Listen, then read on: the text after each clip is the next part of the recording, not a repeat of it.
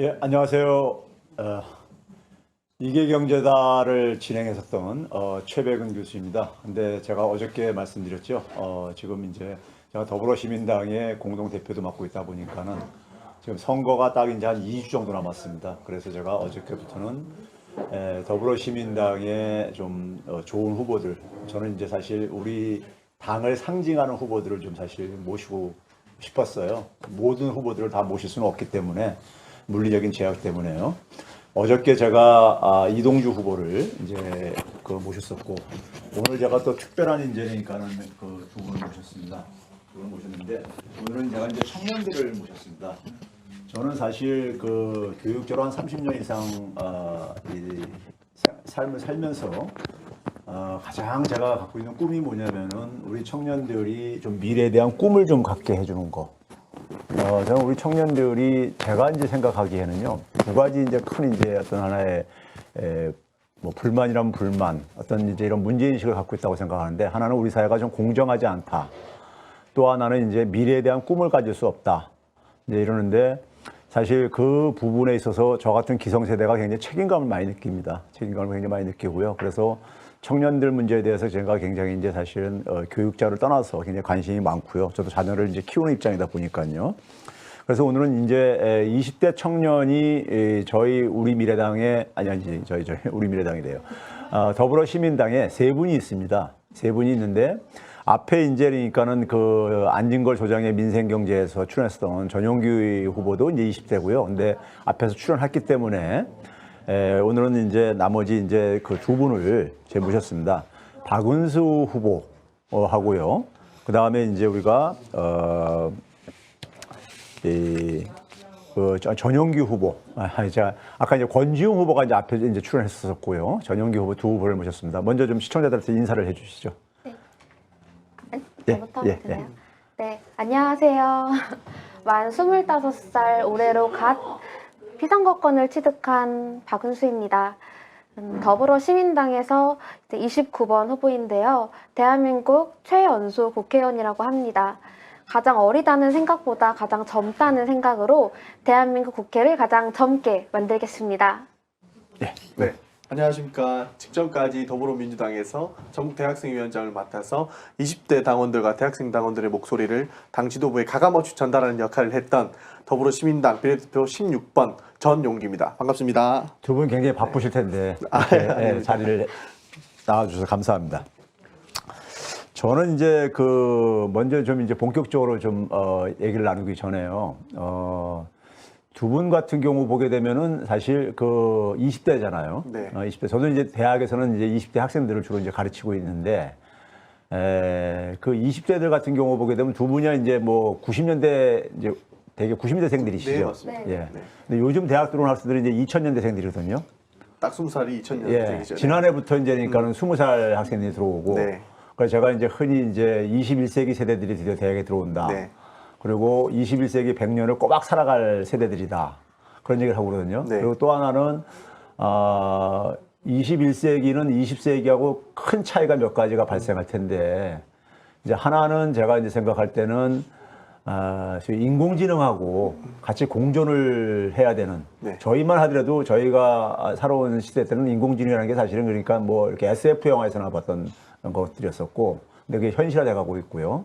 또 하나는 이제 기후위기에 이제 맞닥뜨릴 수밖에 없는, 또 하나는 이제 남북이 통일이 될 수밖에 없다고, 이제 한 2050년 전후로 해서 남북이 통일이 될 거라고 생각하는데, 그게 이제 20세기에 태어났던 사람들하고 이제 전혀 다른 이제니까 세상을 맞이할 것이라고 하는데, 전혀 다른 세상에 살아갈 그 세대들한테 저는 이제 교육자로서 봤을 때 교육은 20세기에 저희가 공부했었던 방식으로 여전히 계속해서 공부를 시키고 있는 게 아닌가 하는 이런 좀 죄의식을 좀 갖고 있어요. 전혀 다른 세상이라면은 전혀 좀 다른 능력을 좀 이렇게 키워주고 해야 되는데, 저희가 공부했던 거는 큰 차이가 없어가지고 굉장히 죄책감을 좀 많이 갖고 있는 사람인데요. 네. 그런 점에서 제가 아까 이제 시작하기 전에 잠깐 들었는데, 우리 사회 청년들의 대표적인 문제가 이제 국회의원 출마를 하고 그러시다 보니까는 재산 신고를 하고 그러신다는데, 박은수 후보는 아까 재산이 0원. 근데 뭐 사실상 근데 이제 그러니까 빚까지 있는, 근데 그 빚이 학자금 빚 이제요. 그리고 또 이제 전용기 후보 같은 경우도 한번 1,100만 원 정도 네. 했다는데 거기도 이제 학자금 부채 같은 경우 포함이 안 돼 있고 그러다 네, 보니까 안 됐습니다. 그러니까 우리 20대들의 지금 모습을 현실적인 모습을 그대로 사실은 보여주고 있는 게 아닌가 이렇게 생각이 드는데 참 살기 힘드시죠? 어렵습니다. 참 이게 학자금 대출 같은 경우에는 모든 청년들이 가지고 있다라고 보면 됩니다. 옛날처럼 등록금 문제가 내 살에 와닿으면 이제 당장에 거리로 나가서 투쟁도 하고 시위도 하면서 이것을 이야기를 할 텐데 지금은 사실 학자금 대출이 되게 좋은 제도임에도 불구하고 당장에 내 통장에서 돈이 나가는 것이 아니기 때문에 나중에 이제 취업할 때 2차적인 문제가 발생을 하더라고요. 그래서 지금 굉장히 어렵다라는 말씀 좀 드리고 싶습니다. 예. 근데 사실 그 미국 같은 경우도요, 보면은 그 미국의 이제 20대들도 대부분이 자기가 이제 대출 받아가지고 이제 학교를 다니고 그러는데 부모로부터 독립을 하기 때문에요. 근데 이제 그 금융위기 이후에 학자금 그러니까 그 대출금 미상한 금액이 폭발적으로 증가하고 있어요. 그래서 이제 제2의 뭐 서브프라임 모기지가 될 거다 이런 이제 얘기가 나올 정도로까지. 그게 왜 그러냐면요. 과거에는 대학 졸업하고 나서 뭐 좋은 일자리 갖게 되면은 그거 가지고 이제 학자금도 대출받은 것도 갚고 상환하고 또 돈 모아서 집도 이제 그러니까는 이제 대출금 좀 섞어가지고 사고 그랬었는데 요새는 미국조차도 그러니까 이 좋은 직장 갖기가 힘들다 보니까 대출금을 상환을 못 해가지고 그 상한 미상한 금액이 그냥 폭발적으로 증가를 하고 있더라고요. 그런 점에서 어떻게 보면은 젊은 사람들의 이 취업 문제는 하여간 뭐 전 세계적인 문제인 것 같긴 한데 그래도 하여간 한국 사회가 우리가 흔히 이제 뭐 저 헬 조선이라는 말도 많이 쓰고 그러시는데 두 분들 같은 경우는 좀 그 대학 시절이 굉장히 힘드셨습니까? 어땠습니까? 이제 대학생활 제가 대학을 6년 정도 다녔는데요. 근데 여대 같은 경우는 보통 이제 군필자가 없기 때문에 예. 4년 안에 스트레이트로 착 예. 졸업을 합니다. 근데 저는 이제 지방에서 서울로 올라와서 이제 용돈을 이제 매일 받을 수가 없으니까 아르바이트도 하고 예. 이러면서 휴학도 2년 정도 해서 돈도 벌어봤고 또 이제 그렇게 하면서 조금 힘들. 아, 예. 우리- 보통 이제 남자 같은 경우에는 이제 군대 갔다 오고 나서 그 다음에 이제 자기 학업을 시작을 하는데요. 안 해본 알바가 없을 정도입니다. 저도 제일 기억에 남는 것은 사실 그 삼성 디스플레이 아, 이제 방학 때 여름 방학에 그 시간을 짬내서 삼성 디스플레이 가서 막 그 전기공사 하고 예. 이제 전문가들이 시키면은 막 자재도 나르고 이런 활동을 한 2달, 3달 많이 해놔야 그 다음에 2학기, 1학기를 좀 만들어갈 수 있어서 네, 안 해본 알바가 없이 열심히 살았다. 예. 이제부터 이제 본격적으로 좀 이제 얘기를 풀어가 보도록 하겠습니다. 박은수 후보는 지금 아까 본인 소개했듯이 최연소 또 이제 그러니까 25세부터가 사실 그러니까 피선거권을 갖고 있는 거죠. 근데 여성 중에서도 또 이제 최연소 네. 기록이죠. 네. 예. 그 여성뿐만 아니라 남성을 통틀어서 그 최연소 후보자입니다. 66년 전에 김영삼 맞습니다. 대통령님께서 예. 27세의 나이로 예. 국회의원이 되셨는데 이제 제가 당선이 된다면 그 기록을 깨는 헌정상 그 기록을 깨는 후보자가 될 것 같습니다. 29번 또 30번까지 당선을 꼭 시켜주십시오. 예. 하여간 그 기록이 좀 이번에 갱신이 되는 한국 네. 정치사에 좀 이제 그런 해가 됐으면 좋겠고요. 근데 제가 이제 그런 얘기를 들었어요. 그 정치가 어쨌든 간에 25세에 지금 국회에 출마할 정도면은 정치의 입문은 더 전에 했을 거라고 생각이 드는데 그렇죠? 그리고 네. 예. 그 20살 1월이 되자마자 민주당으로 딱 가입을 했습니다. 근데 사실은 그 민주당원으로 가입한 게 정치의 시작이라고 생각하지는 않습니다. 제가 초등학교 3학년 10살 때였는데요. 이제 그때 저희 어머니께서 저희한테 이제 저녁 때 뭐 이렇게 나가자고, 잠깐 나가자고 막 과일도 싸고 가방에 이렇게 싸가지고 예. 밖에 나가셨습니다. 그때 그 노무현 대통령님 탄핵 반대 집회에 제가 이제 처음으로 나가게 됐습니다. 근데 그때까지만 해도 저는 이렇게 밖에 나가서 막 외치고 이러는 거는 월드컵 때만 그렇죠. 있는 일인 줄 예. 알았는데 그 촛불을 들고 이렇게 막 어머니가 외치시더라고요. 예. 그래서 제가 어머니께 여쭤봤던 기억이 있습니다. 왜 밖에 나가서 외쳐야 되는 거냐?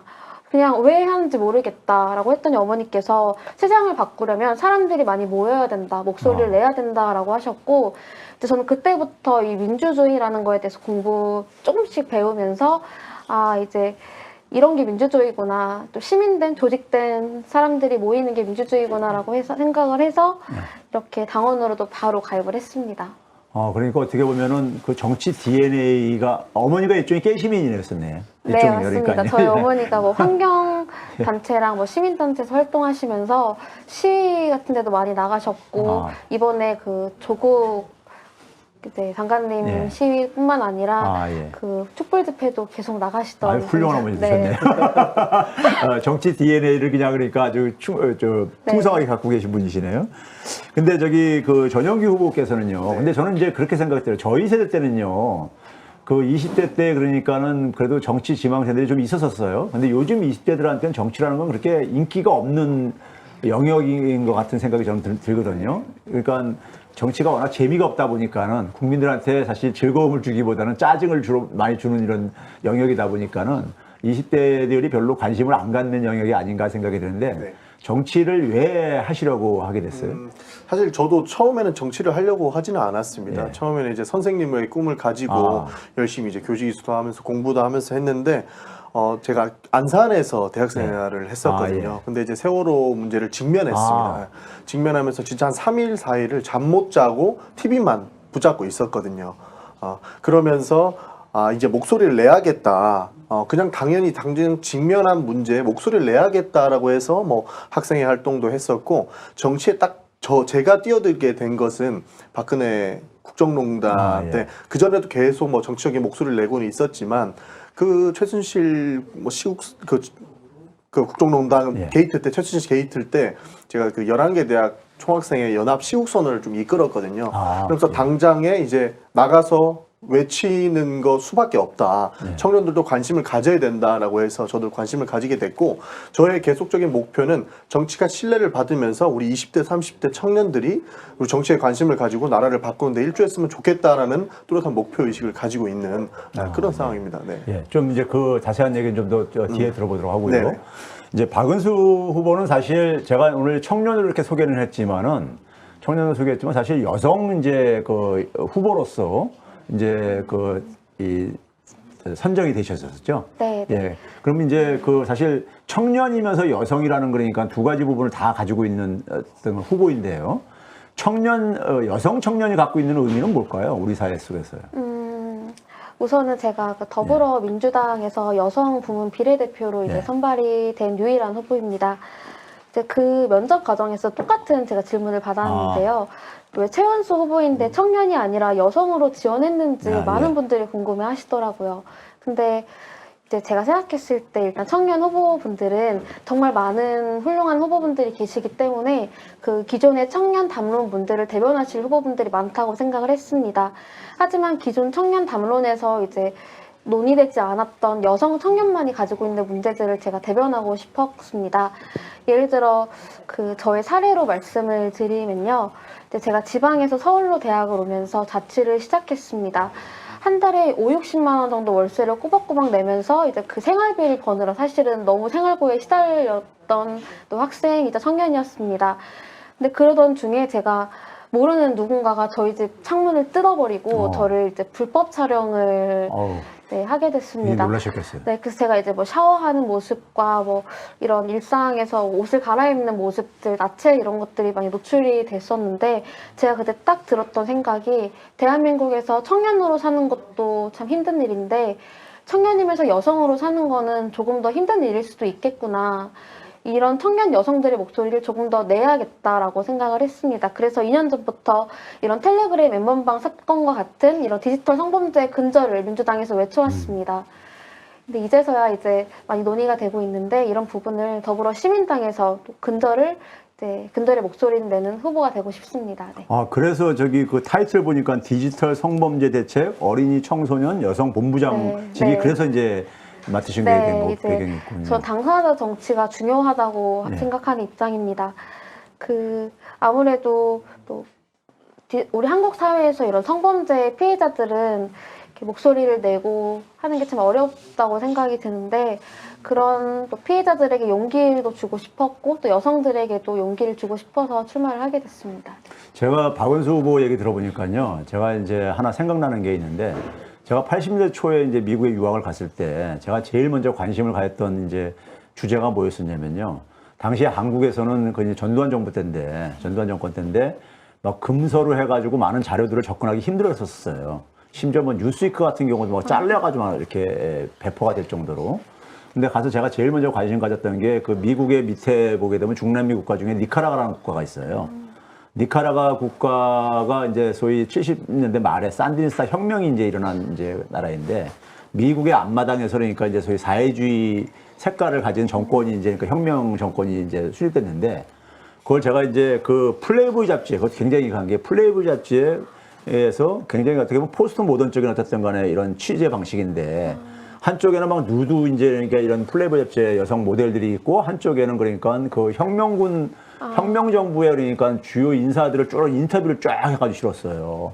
그 얼마나 사실 대비되는 네. 문제예요. 근데 제가 또 하나 놀란 건 뭐냐면은 그 산디니스타 해방군의 혁명 그 이제 그러니까 이 총사령관이 미모의 여성이었었어요. 30대.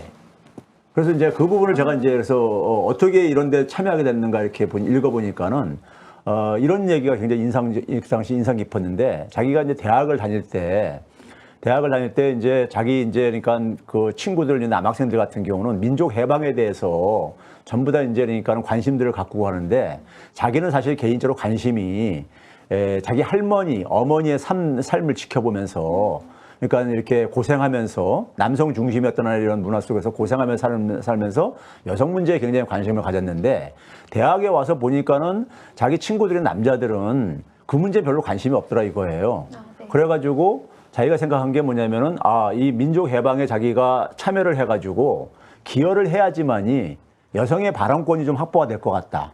그래야지만이 여성들의 어떤 문제를 좀 제기를 내부에서 할 수 있을 것 같다. 이런 이제 얘기를 하는 걸 보면서 제가 상당히 다시 이제 좀 이제 감동을 받았었거든요. 그래서 이제 그 민족 문제하고 여성 문제를 어떻게 이제 그러니까 결합시킬 것인가 하는. 근데 지금 박은수 후보 얘기 들어보니까는 그런 느낌이 좀 들어가지고 제가 좀 말이 좀 길었습니다.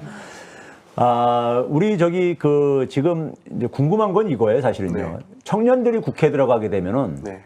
과연 정치가 어떻게 바뀔 것인가. 그리고 또 나아가서는 그다음에 이제 청년들의 삶에는 또 어떠한 이제 변화가 우리가 기대할 수 있겠는가. 뭐 이런 부분들에 대해서 좀 우리 유권자들한테 좀 설명을 해주시. 아니면 동년배 이제 유권자들한테라든가.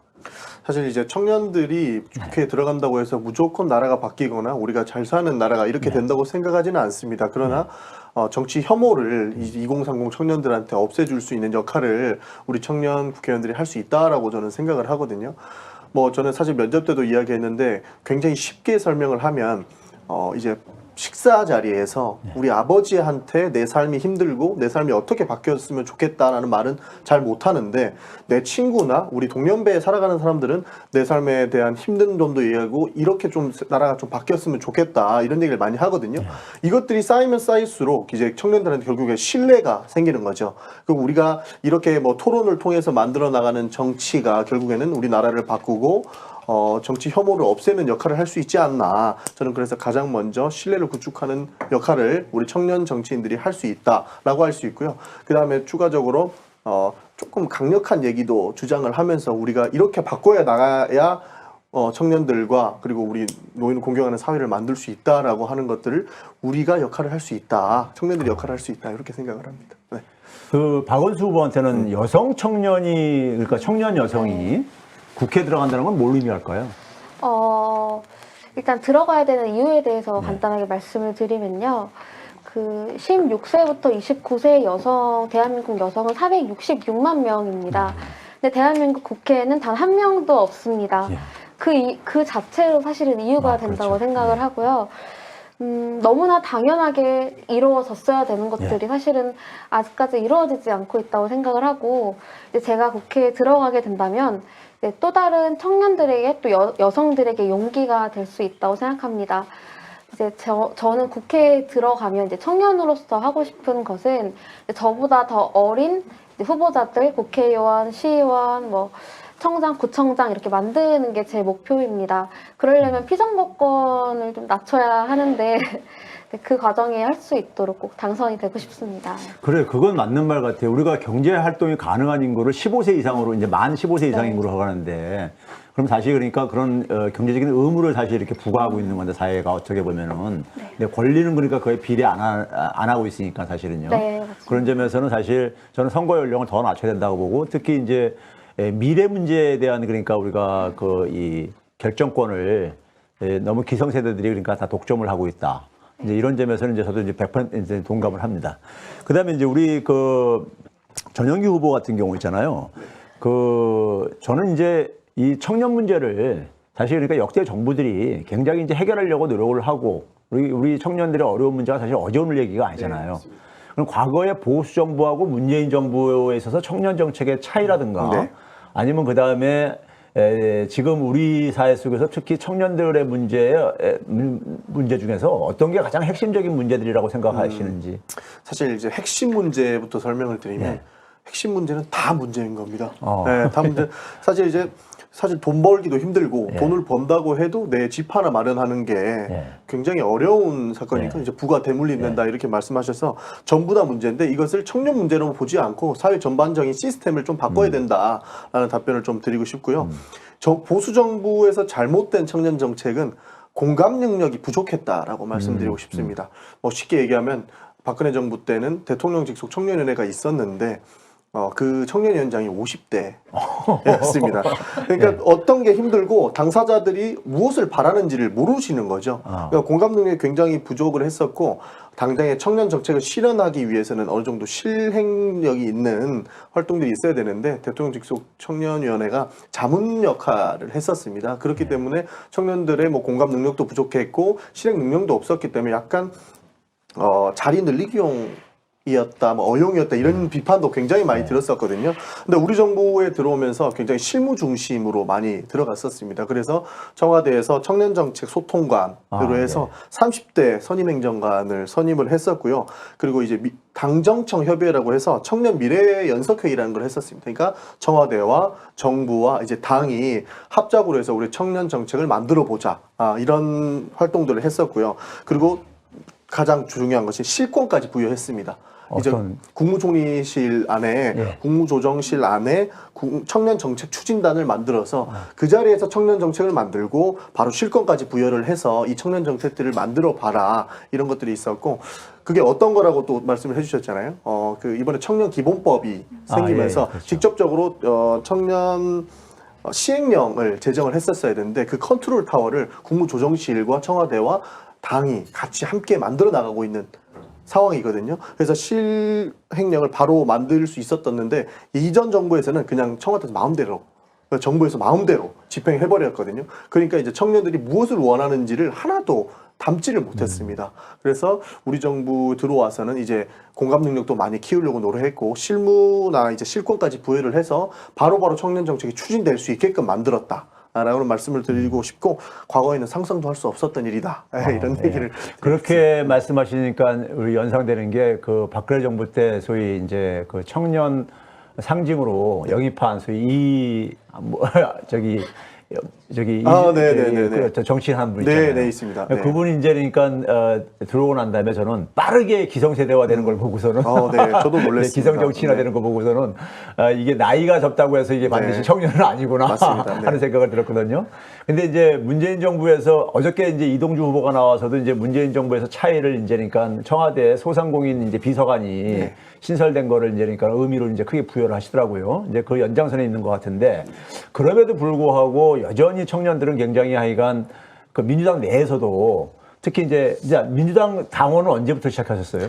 저는 그 조금 늦게 했습니다. 2016년도에 이제 총학생회장을 했었거든요. 그때 이제 당원으로서 활동하지는 않고 이제 뒤에서 지원하는 역할을 했었고 딱 총학생회장 끝나자마자 17년 초에 전 당원으로 들어와요. 제가 이제 이런 얘기도 좀 들었는데 이게 뭐 전체 의견인지는 모르겠지만은 민주당 당원들 당내에 당원들을 그러니까 좀 육성하는 데 속에서 좀 소홀한 측면이 있다. 네네.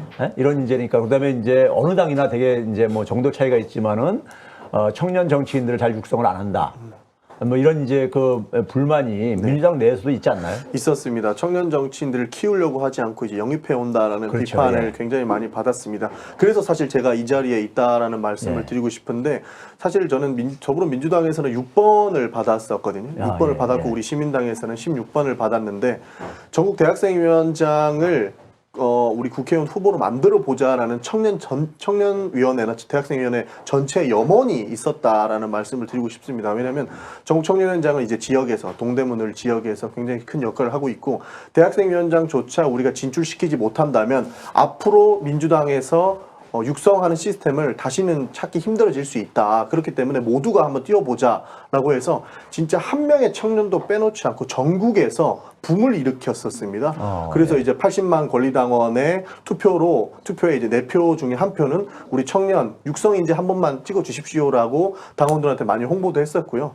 그다음에 중앙위원 투표 670명의 중앙위원 투표 때도 옆에 붙어서 우리 국회의원들이나 단체장들 이제 광역단체장들한테 꼭 한 표는 우리 청년 육성인재 한 표만 주십시오라고 해서 그 염원으로 당원들에서 육성인재를 만들기 위한 염원으로 제가 이 자리에 있다라는 말씀을 드리고 싶습니다. 그리고 앞으로는 좀 더 육성인재가 많이 나올 수 있게끔 해외 굉장히 잘 된 곳처럼 우리도 그런 시스템을 만들고자 노력하고 있습니다. 예. 네. 예, 감사합니다. 그 박원수 후보한테는요, 지금 현재 아직도 공부도 하고 계시다고요? 네, 지금 대학원 2학기 네. 학생입니다. 근데 그 전공을 보니까 그 위기관리학이라고요? 네, 네. 대한민국에서 이제 하나밖에 없는 전공이라고 알고 근데 있습니다. 위기관리라는 게 저는 이제 경작을 했는데 저 상경계열 비즈니스 스쿨 계통에서도 위기관리 과목이라는 게 있긴 있어요. 네, 리스크 네. 매니지먼트라고 네. 해가지고. 근데 그거는 주로 이제 보호막을 하시는 분이라든가 아니면 투자론에서 이제 주로 이제 많이 하는 건데 지금 박은수 씨가 하는 것은 어떤 학문인가요? 이제 위기라는 거는 상당히 이제 많은 게 그렇죠. 큰 영역인데 예를 들어 현재 지금 코로나 사태로 이제 예. 위기 관리학 예. 다루고 있는 이제 전염병에 관련한 이제 학문이고요. 또 이제 최근 텔레그램 N번방 같은 어떤 인간 안보에 대한 어떤 위기 관리학의 학문 중에 하나인데요. 저는 그 중에서도 인간 안보에 조금 더 초점을 맞춰서 연구를 하고 있습니다. 제가 이제 위기관리학과에 진학하게 된 이유는 그 일본군 위안부 관련된 활동들을 대학교를 다니면서 뭐 시위도 나가고 계속 시위를 나가긴 했는데 계속 시위도 나가고 이렇게 집회도 나가고 이렇게 하면서 이 일본군 위안부 문제가 결국에는 이제 그 민족주의적 관점에서 바라보면 어떤 나라가 뺏겼을 때 어떤 우리 민족의 아픔이기도 하지만 한 여성의 입장에서는 또 이제 이제 국가 어떻게 말씀드려야 되지?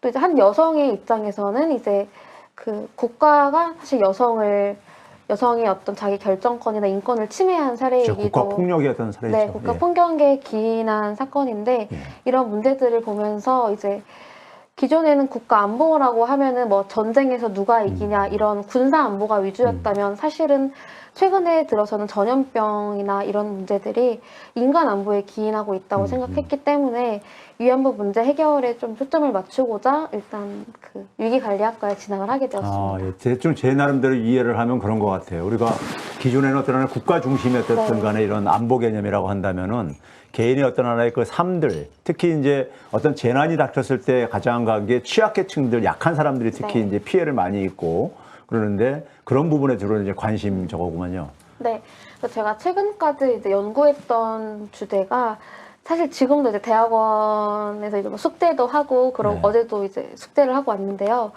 그 지금 연구하고 있는 주제가 코로나가 이제 발생하면서 이제 전 국민과 전 세계가 이제 힘들어하고 계시고 있으시지만 이제 아이들이나 학생들이 이제 학교를 가지 않으면서 그 보육에 대한 부담을 이제 여성들이 많이 짊어지게 되면서 이제 여성이 어떤 육체적인 피로도나 이런 것들이 더 가중되면서 더 취약해진다고 하더라고요. 그래서 이제 그런 위기 상황이 발생했을 때 이런 취약계층들을 어떻게 국가가 보호할 수 있는지 이런 것들을 좀 연구하고 있습니다. 그래서 제가 그래서 위기관리학을 왜 정치를 하시려고 하시는데 왜 이런 학문을 하는가 했는데 이제 좀 이해가 가네요.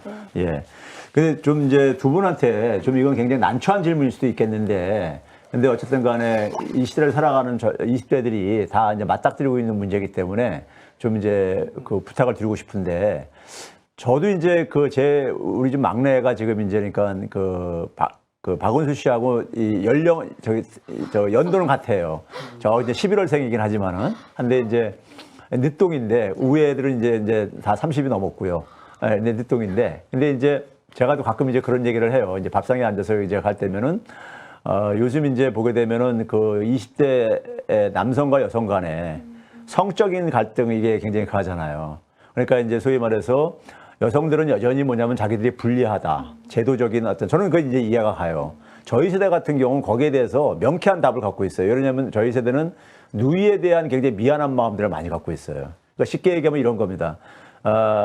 저희가 갈 때 소득이 낮았을 때다 보니까는 좀 집안이 어려운 경우에는 딸이 머리가 똑똑해도 딸은 그러니까 고등학교만 여상 다니고 되게 이제 취업을 하고 아들이 그러니까 잘 돼야 된다 해가지고 이제 특히 아들 중에서 장남한테 이제 그러니까는 투자를 이제 그러니까 집안에서 집중적으로 하는 그러다 보니까는 누이의 희생을 통해 가지고 이 그 남자 형제들이 많이 그걸 보다 보니까는 그 여성에 대한 배려라든가 여성에 대한 미안한 감들이 저희들은 그러니까 자연스럽게 갖고 있는데 요즘 세대들은 보면 그게 전혀 아닌 것 같아요.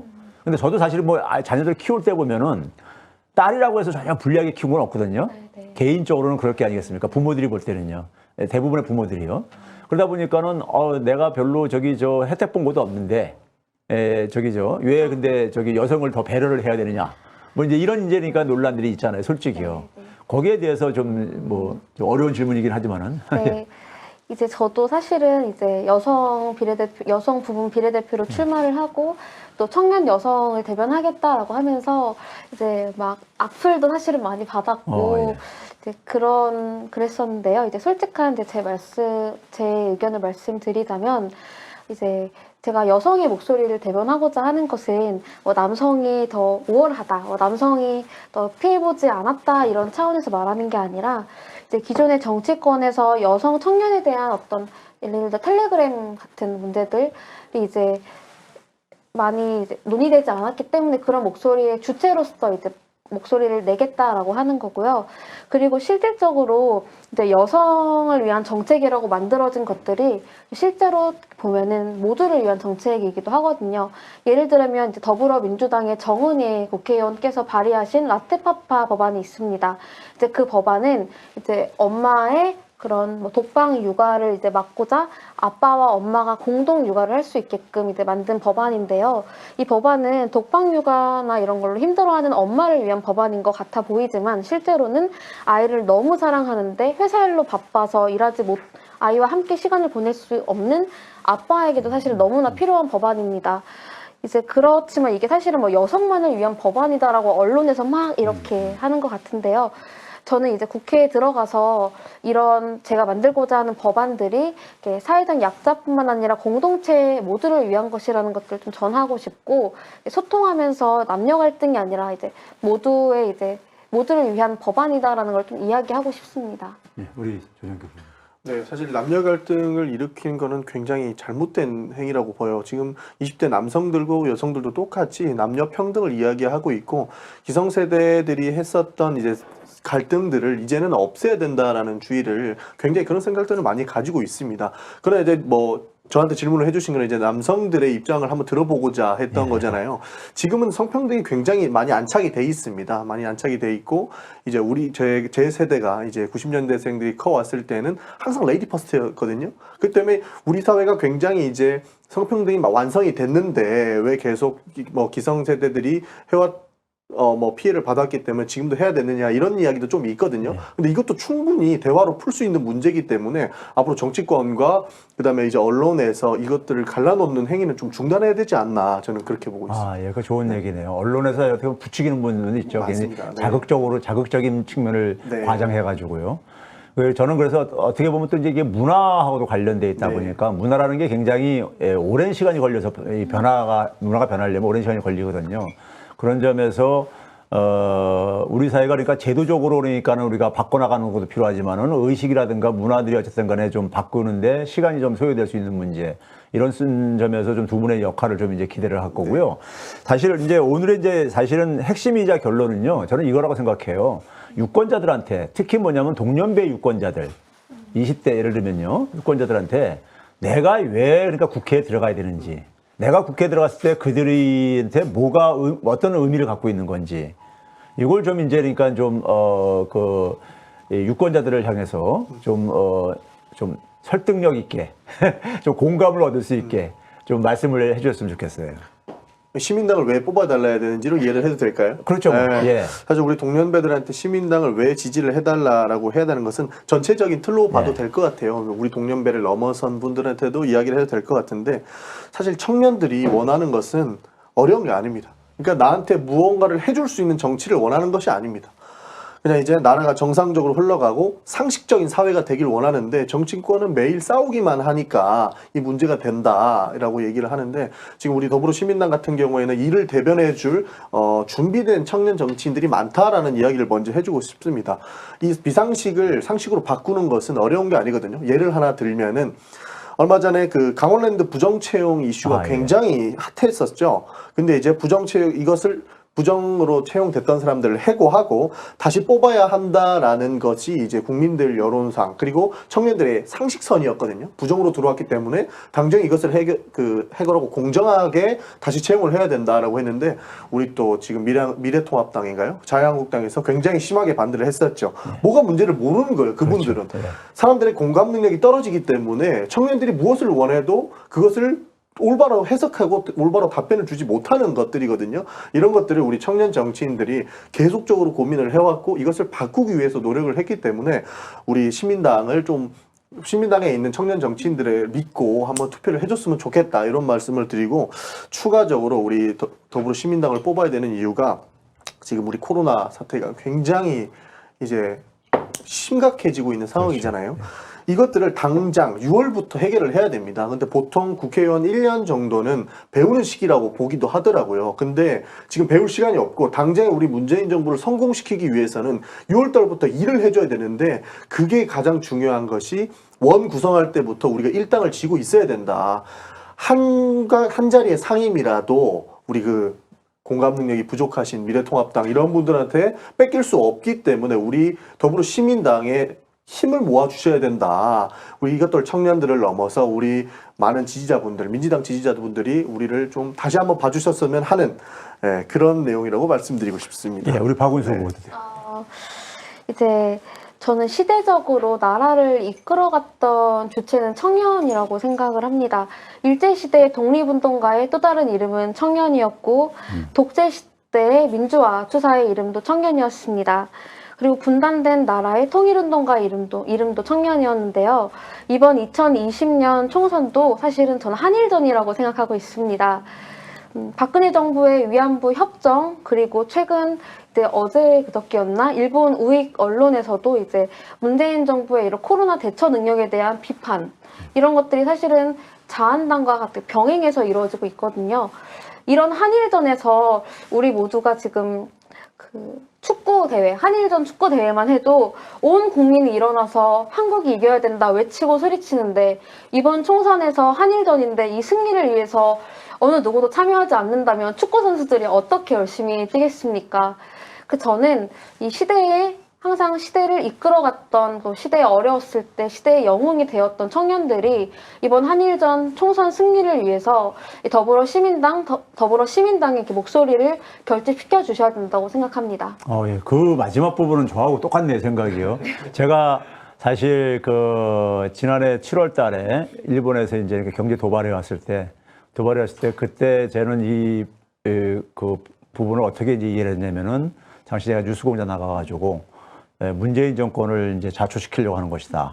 이제 이렇게 이제 진단을 하고, 그래서 우리 이제 내부만 단결하면 우리가 완성하는 게임이다. 이제 이런 식의 평가를 했었는데, 저는 그게 이제 우리 사회에 사실 그동안 지난 수십 년간의 역사 속에서 우리 사회의 진보를 가로막고 있는 것이 저는 이제 그 세력들을 이제 매판적 특권층이라고 이렇게 정의를 해요. 매판적이라는 것은 그러니까 우리가 이제 일제 36년 식민지 지배를 제대로 청산하지 못하면서 그리고 이제 그것도 분단으로 이어지고요. 그런 상황 속에서 이제 그러니까 외세니까는 기생하거나 의존을 하면서 자신들의 기득권을 유지하는 사람들. 이 세력들이 저는 이제 우리 사회 소위 말해서 특권층들. 그게 이제 예를 들어서 언론에도 있고, 그다음에 우리가 재벌에도 있고, 소위 말해서 이제 그러니까 극우 종교 세력에도 있고, 또 그다음에 거기에서 방패막이 역할을 해주는 게 검찰 권력이기도 하고, 이런 카르텔이 형성이 돼 있고, 이들이 상호 그러니까는 서로 어떤 카르텔을 형성해가지고 특권을 재생산한다고 저는 보고 있고요. 그래서 여기에 대해서 이제 문재인 정부가 사실 이것을 정상화시키려고 하는 소위 그러니까 바로잡으려고 하는 것에 대해서 이제 그러니까 거기에 대한 이제 불만들, 자신들 특권이 이제 그러니까는 금이 가기 시작하고 그러니까는 거기에 대한 이제 반발이 그거는 이제 일본의 이해하고 그러니까 우리 사회 특권층의 이해가 그러니까 같은 이유가 바로 거기에 있다. 왜 외세에 의존을 해가지고 자신의 특권을 유지를 하고 재생산을 하는 사람들이다 보니까는 저는 같은 이제 뿌리를 갖고 있다고 본 거고요. 그래서 이번에도 저는 그래서 이번 정치에 이렇게 잠깐 제가 뛰어든 이유도 그러니까 기본적으로 작년에 일본의 경제 도발의 연장선에 있는 것이다. 제2의 한일전이다. 제가 이렇게 규정을 하고 한 이유가 그래서 이 싸움에서 그러니까 우리가 국민들이 판단하는 건 저는 명쾌하다고 봐요. 문재인 정부 들어서기 전과 후가 국민들에게 어떻게 달라졌는가 이거 판단하면 되는 것이고요. 그다음에 이번에 코로나19 이 재난으로 인해 가지고 해외에서 사실 한국의 국가 역량은 이 어려울 때 사실 국가 역량은 되게 이게 판가름이 나요. 근데 우리가 흔히 알고 있는 서방의 선진 국가들, 미국이나 유럽, 소위 그러니까 근대 산업 문명을 만들었던 나라들이 이번에 우리가 얼마나 그 초라한 민낯을 드러냈습니까? 뭐 휴지 사재기라든가 생필품 사재기라든가 하는 이런 것들을 우리가 사실은 그 잘 사는 나라들이라고 우리가 흔히 알고 있었던 나라들에서요. 근데 한국을 되게 이제 부러워하고 한국이 어쨌든 간에 이번에 코로나19 재난 사태 때 세계의 어쨌든 간 롤 어떤 이런 국가로서 이제 그러니까 이렇게 위상이 확 올라간 거예요. 그러면 그런 것들이 우리가 흔히 이제 시중에 무슨 얘기가 있냐면 만약에 지금 박근혜 정부였으면 어떤 사태가 일어났을 것인가 생각만 해도 끔찍하다 이거죠. 그러니까 그렇다면은 국민들은 그래서 최근에서 문재인 대통령에 대한 지지도가 저는 올라가는 것도 그런 것에 대한 그러니까 평가가 국민들이 정부의 그러니까 역량을 그러니까 이제 그 지도자에 대한 신뢰 이런 것이 된다고 생각이 들거든요. 이제 그런 점에서는 저하고 이제 그 인식을 같이 하고 있는 거고 그래서 이번 국민들이 사실은 저희가 이제 더불어시민당에서도 계속 얘기하는 것이 문재인 정부 이제 그러니까 후반기 국정 운영을 안정적으로 해주지 않으면은 역사가 다시 후퇴할 수가 있다. 일당을 뺏긴다는 것은 쉽게 뭐 간단히 얘기하면 국회의장직도 잃게 되는 것이고 국회 운영을 굉장히 어렵게 돼버리죠. 그러면 우리가 전반기 때 보게 되면은 국회의장직도 민주당이 갖고 있었고 일당도 민주당이 했는데 그럼에도 불구하고 상당히 어쨌든 간에 소위 미래한국당의 전신인 자유한국당에서 굉장히 발목을 잡고 그랬었잖아요. 근데 만약에 일당까지 뺏기게 되면은 저는 아주 끔찍한 결과가 나올 거라고 생각이 들어요. 그런 점에서 이거는 국민들 그러니까 한 사람 한 사람의 삶에 영향을 미칠 수밖에 없는 굉장히 중차대한 일이다 하는 점에서 아니면 그러니까 우리나라가 한 걸음 더 도약할 수 있느냐 아니면 뒤로 빠꾸 할 수 있느냐 반대로 이런 이제 중차대한 어쨌든 간에 저는 분기점이라고 생각을 해서 저도 이제 뛰어드는 거거든요. 그런 점에서는 그러니까 우리가 같은 어떤 인식을 공유하고 있는 것 같고요. 그래서 이번에 더불어시민당에 그래서 저희가 이 더불어시민당에 굉장히 좋은 후보들을 많이 사실은 그랬어요. 소위 말해서 셀럽은 아니라 하더라도 한 사람 한 사람 뜯어보면은 참 진짜 어디 내놔도 자랑스러운 후보들. 두 분 또 오르고 외모들도 출중하시고 그러시는데 선남선녀들이신데 그런 이제 이런 각 분야에서 어쨌든 간에 각 분야를 비례 후보라는 건 사실 각 분야의 전문성을 사실 또 갖춰야 되는 거예요. 그러니까 어떤 셀럽을 그러니까 우리가 이렇게 뽑는 대회가 아니라 인기 투표가 아니라 사실은요.